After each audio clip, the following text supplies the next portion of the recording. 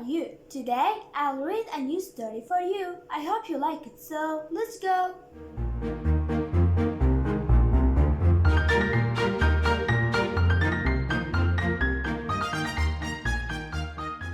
Wally stops the train. This is Apple Tree Farm. This is Mrs. Boot, the farmer. She has 2 children called Poppy and Sam, and a dog called Rusty. This is Ted. He drives the tractor and helps Mrs. Boot on the farm. He waves and shouts to Mrs. Boot. "What's the matter, Ted?" asks Mrs. Boot. "The train is in trouble. I think it's stuck. I can hear it whistling and whistling," says Ted. "We'll go and look. Poppy and Sam can come too," says Mrs. Boot. "And Rusty," says Sam. They walk across the fields.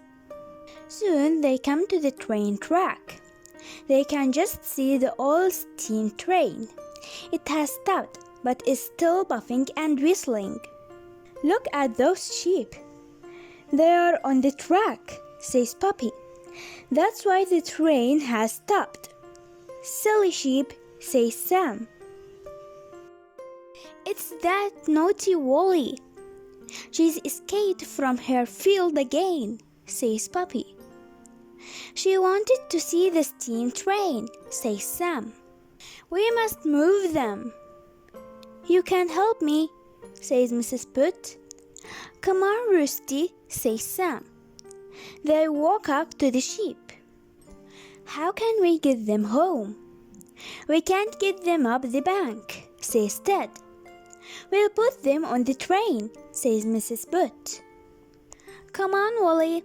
They drive the sheep down the track to the train. Wally runs away, but Rusty chases her back. "We'll lift them up." "Please help me, Ted," says Mrs. Boot.